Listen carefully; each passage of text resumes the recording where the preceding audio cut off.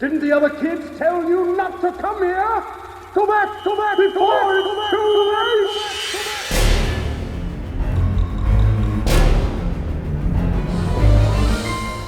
At the heart of horror, there has always been more than spooks and scares.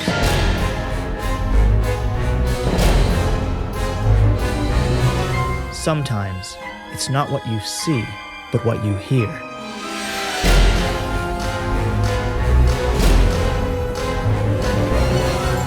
Welcome to Sound Scary. Each week, we talk to the artists, The musicians, the fans, the people who haunt the shadowy corners of your mind. join us as we delve into the deepest Darkest. and most unforgettable earscapes. Welcome To Sound Scary.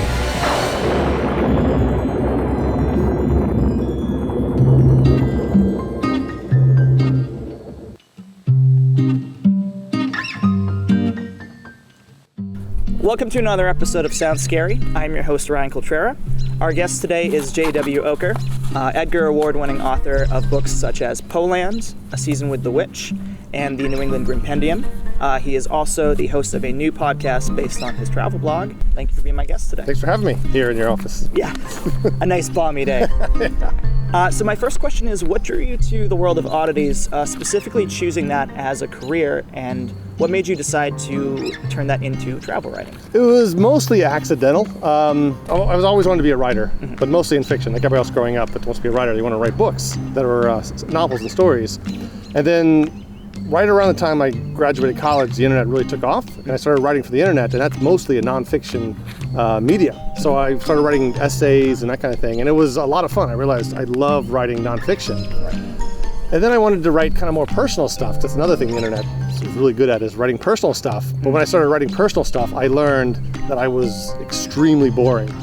And I was like, I have nothing to write about really. So how do I make a fundamentally boring person interesting? And my solution for that was to just pull interesting stories to me. So that got me on this path of going out to see interesting things, odd things that stick out. I figured if I wrote about that stuff and how I not just wrote about it in a historical sense, but wrote about like my adventures finding it, that was enough to make me interesting enough as I just write off everybody else's interests. Okay, fair enough. And then I never thought of it as travel writing, because a lot of my stuff can be extremely local. I mean, I definitely travel all over the world, but especially in the beginning, I was traveling to stuff that was blocks away. One of the first places I visited, I lived next door to Burkittsville, Maryland, where the Blair Witch is from. Oh, okay. So that kind of really close stuff I'd write about. Yeah. When I got my first book published, the New England Grimpendium, it was mostly shelved in local interest sections in bookstores. And that's how I thought of it. It was a local interest idea. And then that book won a travel award. And that right then I was like, oh, this is travel writing. You go somewhere and you write about it. That's as simple as it is. You don't really need training. You just go, have an experience, and write about it. And that's when I kind of realized that's what I am. I'm a travel writer. And my next, even though I don't write about beaches and lobster joints, it's still like travel writing, and that's kind of what I kind of embraced. What are some of the challenges that come along with traveling for your writing? Once upon a time, the biggest challenge would be finding and getting to oddities. That's the easiest part about it. That's another kind of step toward travel writing, is realizing that because of technology, I can find a square inch of ground anywhere on the planet and drive right to it, thanks to Google Maps and GPS units and all that kinds of stuff that I'm bad at. I'm terrible at maps. I can't read them. It takes me about 3 seconds to tell my left from my right. I hear you. So it's a mess as a travel guy. Right. But because of all this kind of like and digital cameras, all kinds of stuff, just kind of helps anybody be a travel writer and document anything.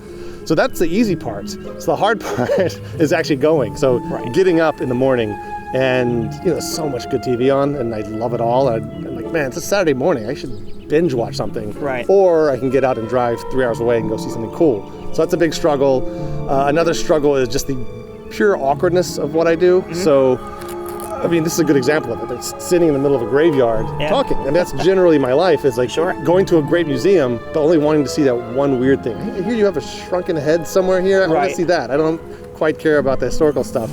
You have a weird thing in here, and I'll go see that. So that's it. Most of it's really easy. And that's kind of my message to other people, is how easy this is. You just look up online something you want to see, jump in your car, and go find it. It's literally that easy. And like I said, I fell into travel writing accidentally, but anybody can do it. Seems like a blast from the books that I've read. Yeah, it is a blast. It's literally changed my life.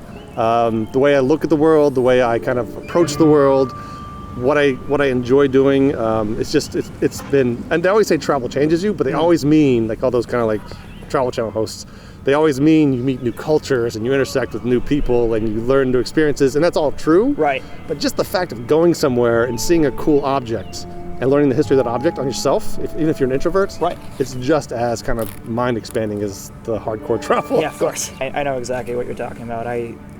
Before I did this, I used to host a show called Where It Was Made, and we'd go to like film locations. Yeah, I saw clips of that online. I just looked that up. Yeah. Really? Mm-hmm. Oh, thank you. Yeah, of course. And that was just as weird, like asking, like, hey, can I go in your backyard? Because E.T. was shot here. Yes. And, like, it feels weird. Yeah, I do that all. It's one of my sub veins is going to see where films were made. And I saw you went to like the Beetlejuice site, right? Yeah. So you wander, there's nothing really left of it. Just you're wandering around this tiny town, and everybody that's like kind of locals, like, why this guy's here because of Beetlejuice. We all know this guy's here because of Beetlejuice. You know, like in Western movies, when you walk in and all the heads kind of turn. Yes. The Beetlejuice town was the most that.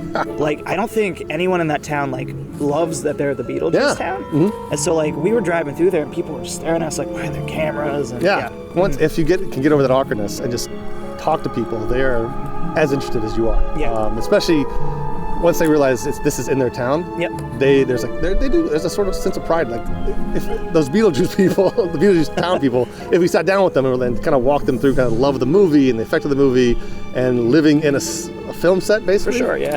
They wouldn't be as enamored as us, but they would kind of. I think we could convince them in the end of how cool it is. You're someone who's very passionate for like Edgar Allan Poe, obviously. Yeah. I've noticed that you went from Maryland to New England, two places known for horror authors. Do you find that the authors that came from that area kind of influence your work, like Lovecraft, King, Poe? Definitely Lovecraft and Poe. I'm a dead guy author, or dead people author, or dead authors seem to be my thing. Yeah. Not good as the contemporary ones like King and them, but I think that especially in New England, I think there is something about New England that really kind of makes these horror authors and gives them an influence. Like you can't go to Maine without stepping across a Stephen King site. Sure. He's kind of remade that state in his own image. Yeah. And there's a reason why, again, Poe was born in New England, and Lovecraft's born in New England, King is born in New England. Even today, a lot of modern horror authors, there's entire groups of them that live in New England. Paul Tremblay is in Massachusetts, like Christopher Golden is Massachusetts. So it's almost like New England, I think, specifically has that kind of feel in people. It's just, I don't know if it's the age of the place, the fact that there's graveyards around every corner.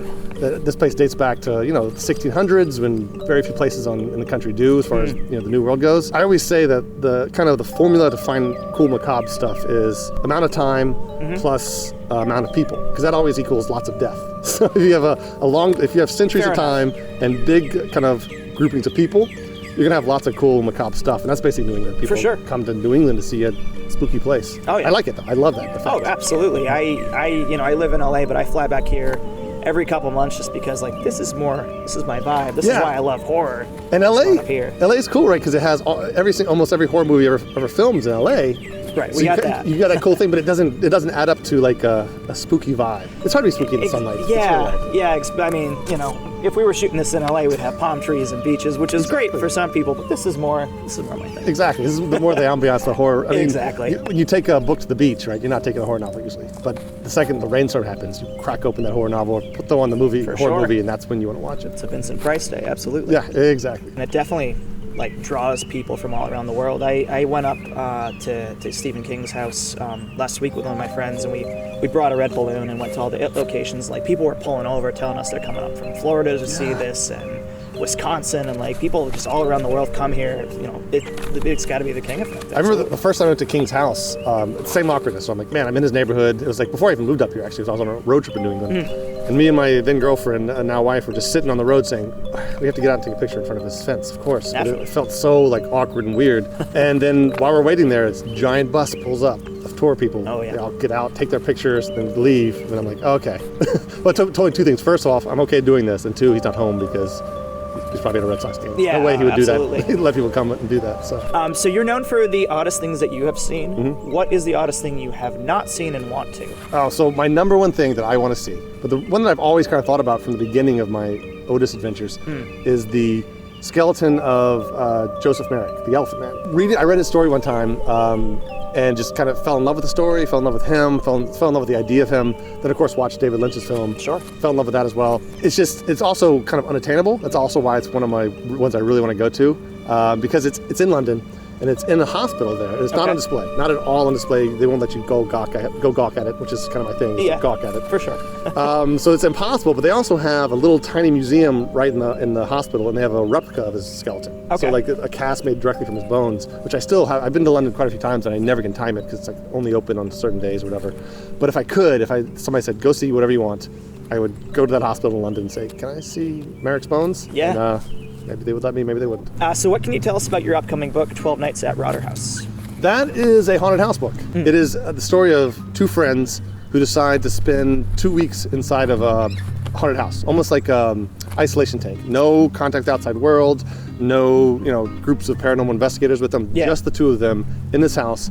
To see what happens, but also they haven't seen each other for a year because of stuff that happened in their past, and they're also trying to figure that out. So they're almost using this haunted house as a psychiatrist's couch at the same time. So there's a lot of kind of scar tissue from their past they're working through. Yeah. They're working through these mysteries in this house because stuff happens. They're trying to figure that out. So it's haunted house novel classically. Nice. It's also a mystery story. There's like about 3 different levels of mysteries that has to be solved, either by them or by the reader. So, but classic haunted house. Comes out October 29th, so 2 days before Halloween. So I am someone who I fly home almost every Halloween to go to Salem. So your book, A Season with a Witch, immediately stuck out to me and was like a beautiful love letter to that city, and kind of especially at that time of the year. And I thought you had some interesting perspectives on how the city kind of reconciles the actual tragedy with kind of its spooky imagery now. Do you think that those two can exist with mutual respect to each other? That's a good question. Mutual respect, no. Okay. But they have to exist for each other to exist. It's almost an antagonistic relationship. So I guess there can be respect in an antagonistic relationship, but that antagonism is what keeps them alive. So if there wasn't that historical kind of foundation for the spooky, it would just be any other city throwing a Halloween party. Sure. If there wasn't that kind of pop culture and macabre spooky draw, we wouldn't remember the witch trial victims. So they kind of live in opposition, but again, you take away one, you take away the other, and they have to exist together for this phenomenon of Salem to happen. So they don't go well together. I don't think. There's definitely a bit of dancing on the graves for the fun stuff, and there's a bit of kind of stick in the mud for the history buffs.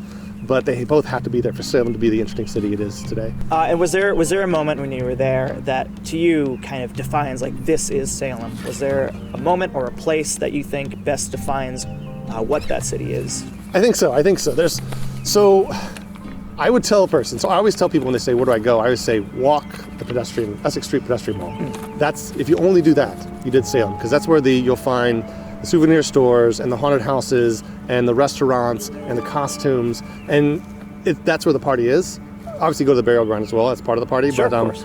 That's it. But I think that my most Salem moment was really going to the execution site.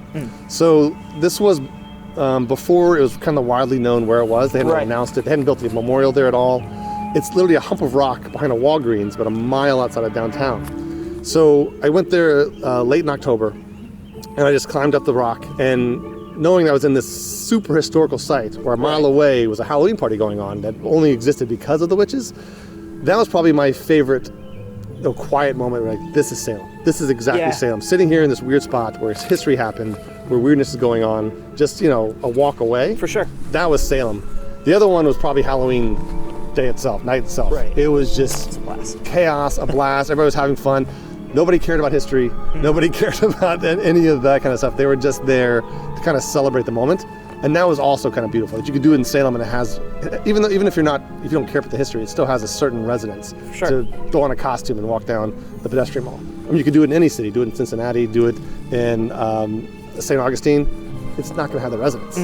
So it's just, those were my two extremes: extreme quiet of the execution site and extreme chaos of Halloween night. Yeah, perfect summary. Yeah, it's I love the town. I always was fascinated by the town, but I think that over the years I've come to appreciate it more. At the same time, kind of was like, I couldn't find that level that I was telling you about before, where I was like, I kind of love this, but a lot of people don't like it, so should I not like it? Right. But that month living in Salem, I firmly loved it, and I loved everything about it. All the contradictions, all the stuff that people didn't like, all the stuff people thought was cheesy, all the stuff people loved. it all works. That's why Salem is so unique. I couldn't have written that book about very many other towns. This is his book, Poland. I'm about 3/4 of the way through it, and I, much like you, am obsessed with Mr. Poe. I've made a few films about him, so I saw this on the shelf, I was like, I have to read this. So we're gonna do a bit of a Poe dive here. Part of what makes Poe so big to a lot of people is kind of the mystique and his legacy and kind of the tragedy around the man. Do you think he would be as big of a figure today if he had found the success in life that he craved instead of after death?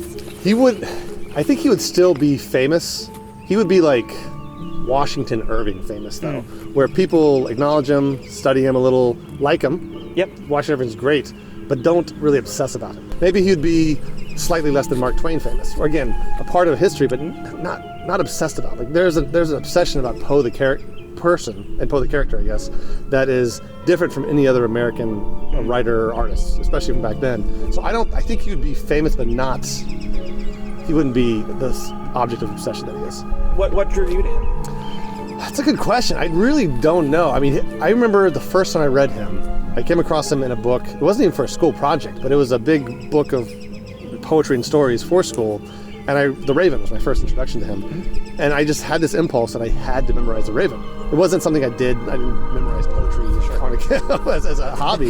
But I just found this poem. I was like, man, this poem has to be a part of me. I need this poem in my head, in my DNA.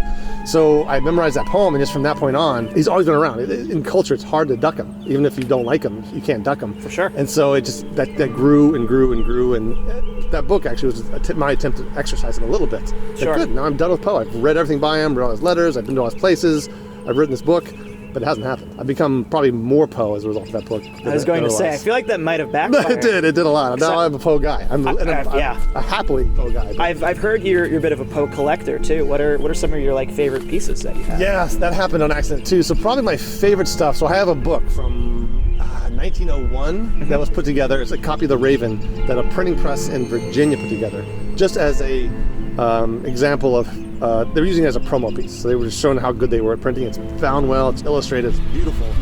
And it was given to me by Peter Fawn, who is a huge Poe collector who I interview in the book. For sure. So it's a very kind of important piece for me because it's old, but also because it's a memento of that time and of Peter, that kind of stuff. So I have that. I have a mask from that Kevin Bacon series, The Following. Oh yeah. When the PR blitz, they sent out these masks of Poe to a bunch of outlets, and I got my hands on one of those immediately as soon as I could. Nice. I have a golden bobblehead Poe, which was part of the money-raising efforts to build a statue of Poe in Boston. Yep. So that obviously it's just a bobblehead, but it represents kind of like my contribution to that. A lot of pop culture stuff. I have the Living Dead dolls of Poe. I have the toy of like the Simpsons from they did the Treehouse of Horror. And they did that whole Raven with James Earl Jones. It's great. Yeah. So I have those kind of toys. I have PBS just did a documentary on Poe last October that starred the guy from American Horror Story. I always forget his name, but he played Poe in that. Yeah. And I have his suitcase and cane walking stick from Really? So it's not an impressive collection by any definition, but they all kind of represent. A lot of them were like pulled from that journey, so they're all kind of mementos of that journey of like looking for Poe across the United States. No, I mean, I definitely did my share to contribute to that statue as well. It was really cool. I was down in Boston a couple weeks ago, and there was this. He couldn't have been more than 6 or 7, and it was like a heartwarming Poe moment. He dragged his dad over, and he's like, "Dad, that's Edgar Allan Poe. Yeah. He wrote this and this. He wrote the story about a guy in the floorboards." And Dad's like, "It was a heart." He's like, "Yeah, the heart." I was like, "That's great. I love that." So cool. Like my dream right now, not for me, but for Boston, is that one day they stop putting like the Paul Revere statue on their tourist brochures, and they start putting the Poe statue on the tourist brochures. That'd be great. That'd make me so happy. Well, I guess that kind of leans into what do you think of his legacy today? Do you think it's fair? I know a lot of what we as a culture know about Poe is from kind of the slander that came out about him after from Griswold and all that. Do you think that despite the fact that a lot of what the wide culture knows about him, do you think that's a fair portrayal of who maybe he was at his core? No, I don't think it is at all, but I think it's better than at his core. I do think there's a lot more truth to the the Griswold slander than people admit. Because there's this like cycle with academics where there's just something that's popularly held, usually because academics put it out there, and then everybody loves that idea, and then academics are like, no, you know what, it's not that actually. We've done more research. So they always like kind of flip the story, like whatever's popular, they always try to tell the real story, even if that counterbacks. So I think there is, to his drinking and to his kind of dark demeanor and to the death that plagued him all his life.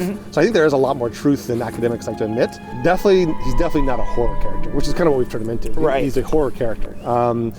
You see him on Halloween decorations. He's almost up there with like horror maniacs, right? As a character himself. So it's not completely true, or probably not fair, but it's truer than people want to admit, and it's better than what he could have had, honestly. Okay, yeah, that's fair. And I love it. I love that. I love the truth of Poe, but I also love this false imagery of a Poe too, this character of Poe. Right. I love that just as much.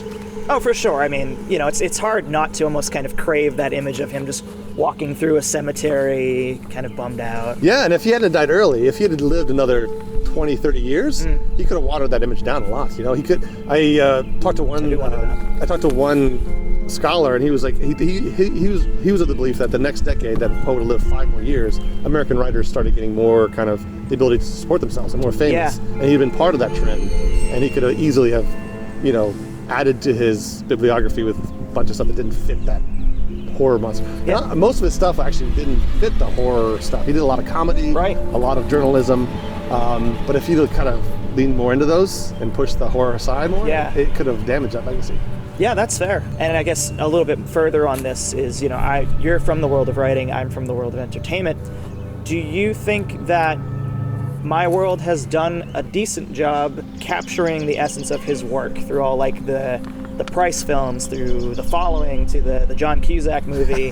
Has anyone really managed to capture that in your eyes? I would say no, but the interesting thing that the entertainment industry has done is anytime they want to, usually these days especially, when they want to make a Poe film, they put Poe in the story almost all the time. The John Cusack film. Right. Entertainment world, and for good reason, loves Poe more than they love his stories. I think the big exception to that obviously was Roger Corman's Vincent Price movies. For sure. Because obviously Poe wasn't in those, and they were all about the story. Those are definitely my favorites, more though because I'm a Vincent Price fan, not because I'm a Poe fan. It's almost like two different things for the Roger Corman films. So I don't think anybody's really nailed Poe nailed Poe stories. I think they nailed Poe, definitely entertainment, but they haven't nailed Poe stories yet. And I think a lot of that is because, again, he wrote short form stories, really hard to do. Yeah. His influence is so huge, it'll be hard to make it new for people. Like, we've all read Telltale Heart, and, in elementary school, and 1,000 writers have been influenced by that and copied that.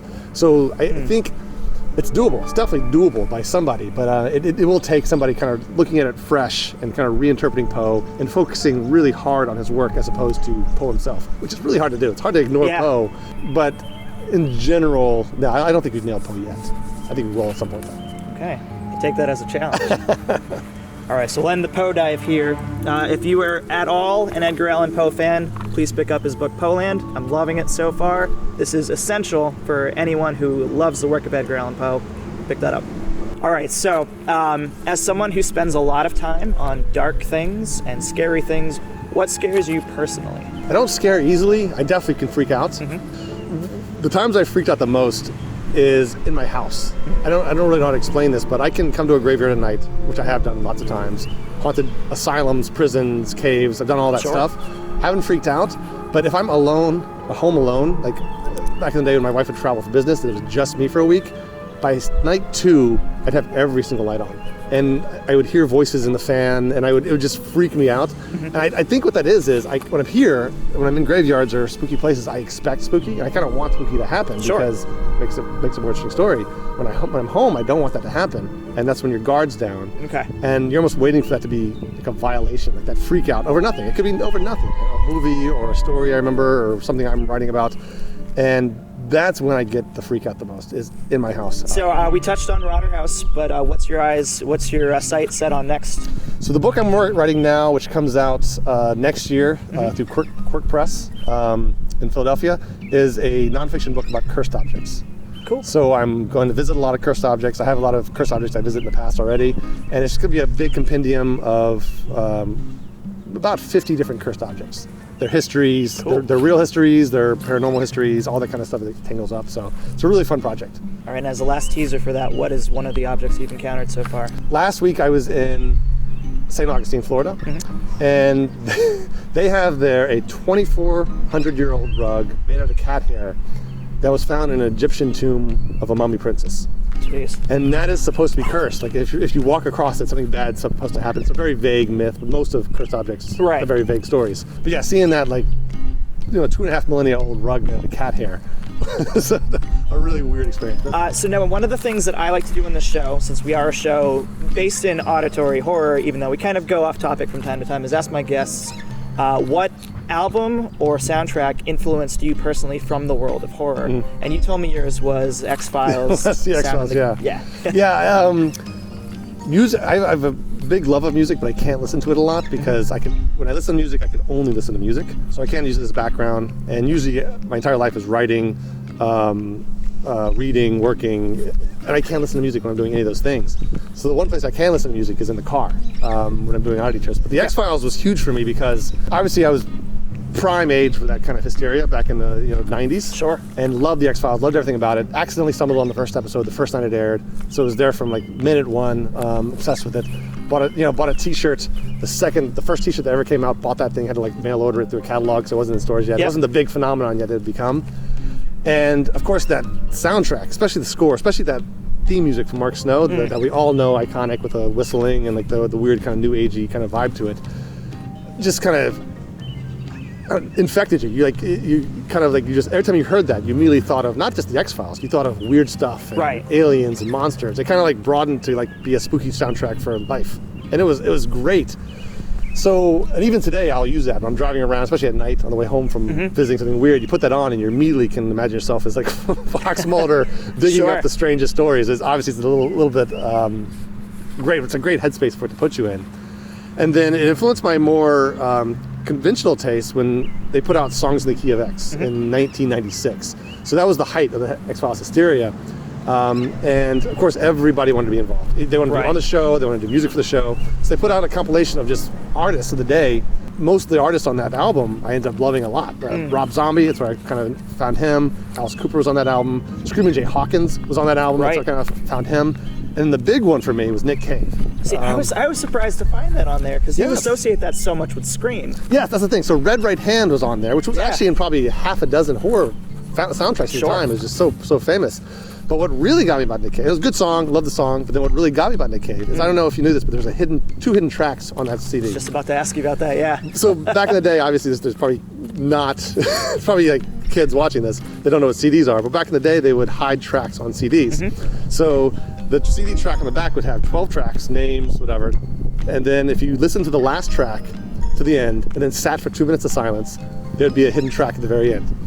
But this CD hid the track in a different place. You had to go to track 1 and then hit rewind on your CD player. So not even half the CD players didn't even have rewind. So you couldn't even get to these tracks with just any CD player. So you hit rewind and you'd hear like this song reversing. You'd hear it keep going to the end. And then once you got to the very end, you heard two songs. You heard Nick Cave and Nick Cave doing a version of the X-Files theme music, the main soundtrack. And then they did one of his spoken word songs, I think is the one, I never can remember the title of it, but it's in Latin. It's the one where they tie demons to trees and try to find out the secrets of the world. Sure. So that was like so X-Files to me, to like hide tracks in a place you might not be able to find them. Oh, yeah. And Nick Cave became like one of my most famous musicians of all time. Honestly, probably not that moment, but within a year. And then I realized, that first place I heard him was this hidden soundtrack. So that changed my musical taste, changed my musical life. And I still to this day, Nick Cave is like my number one musician. Like, I think I bought it specifically because of the hidden track, honestly. I thought that was such a cool feature. Yeah. And of course the cover art was great, had an alien on it and the red X or X on it. So that was a big motivation as well. I just thought that was like a cool idea. Do you find that you still go back and listen to that as you dive into scary things? Yeah, that's still a go-to for me. I still have that original case, the original CD. I'm probably in my car right now, all scratched up and damaged. And now I listen to it on Spotify when I listen to it. But I still have that original kind of artifact of that moment in time. Very nice. There'll be food and drink and ghosts, and perhaps even a few murders. You're all invited.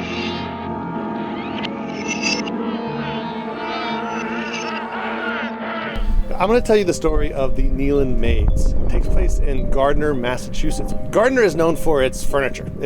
Its heyday was furniture making, mostly chairs. And if you go there today, there is a 20-foot tall chair in the middle of town with the town name right on it. I'm very proud of that fact. It also happens that one of the more ghastly things that happened in Gardner involves a chair, or at least a piece of it. The year was 1855, and one of the residents of Gardner looked out her window and saw a cow just wandering around. She immediately knew whose cow it was. It's a small town. She knew whose cow that was. It was the Kneeland sisters' cow. That would be Miriam Kneeland and her sister Sarah Finney. Now, the Kneeland sisters were in their 70s and 80s. They had lived in Gardner their whole life. They lived in the same house their whole life. Their father had built it back in the 18th century. They had just been a part of the community forever. They were poor. The community helped them out a lot, gave them food, helped them through this. They were nice. People liked them. They were just a fixture of the place. So when they found their cow roaming around, the people went to the Kneeland Maid's house, knocked on the door, no answer. So then they went inside to check on the women, and they found them in their bedroom, in their nightgowns, with blood spattered on all the walls, all the furniture. They both had been bludgeoned to death with a chair leg. Now, obviously this was a huge tragedy for the community. They wanted to know who did it. And they couldn't figure out who would kill Miriam and Sarah. There was just no reason to do that. Finally, they found a suspect. His name was George Stacy, and he was an 18-year-old French-Canadian immigrant who was in town doing work. He worked at the local chair factory. He did some handiwork around town, even did some work for the Kneeland sisters. When they found him, he had blood on his clothes. He was leaving town on the train to Vermont, and at his trial, a colleague would testify that he once asked if anybody thought that a chair leg could kill a dog. So a lot of interesting evidence against him. However, after a months-long trial, he was completely exonerated. Turns out that blood was from his frequent nosebleeds that he had. Turns out him leaving the state was actually 3 days after the murder, so he wasn't really hot-footing it away from the crime scene, and he had a job lined up to return to Gardner. So he wasn't trying to leave the state at all. And as to the comment about killing the dog, that might have just been at face value him wanting to kill a dog. So without that suspect, the murder of the Kneeland sisters was never solved. To this day, it's never been solved. There have been two other theories put forward of who might have killed these two sisters. One being that there was a death side confession from one of their nephews. Not a lot to corroborate that. Nobody knows why he would still do it. Again, they didn't have any money. There was no reason to do that. The other story, which seems very credible, is that about half a mile away from the Kneeland sisters were the Pearly sisters, who were the same elderly sisters living together, and they actually had money. So the idea is that Sarah and Miriam were killed as a matter of mistaken identity, that they were being robbed, bludgeoned to death with a chair leg, and the robbers left with nothing because the Kneeland sisters had nothing. Today in Gardner, their house isn't around anymore. In fact, it burned down a month after their murder in an apparent case of arson, so another kind of twist in the story. But their graves are there, and you go to the center of town, to the graveyard, the town erected 2 tombstones for them, and right on the epitaph wrote that they were murdered in town. They wanted this remembered for a long time. But if you go about half a block away from the gravestones, you'll come to the local history museum. And if you pay the $2 to get in, and you go to the top floor, against the wall there's pushed this little bedside table. And if you look closely at this bedside table, at the top of it, you'll see drops of brown, dried blood all over it. This was the bedside table that was in the room when the Kneeland sisters were murdered. So it's the last witness, and a very mute witness, to this crime that has never been solved even to this day. And anybody can go see it at the local history museum in Gardner. So that'll do it for this episode of Sounds Scary. I've been your host, Ryan Coltrera. J.W. Ocker, thank you so much for joining us today. Thanks for having me, man. Where can people go if they want to find you? My website, oddthingsiveseen.com. From there you can find my books, and the podcasts, and my articles, and anything else. All right there. Great, thank you. It's been a pleasure talking to you. Yeah, thanks. Thank you very much.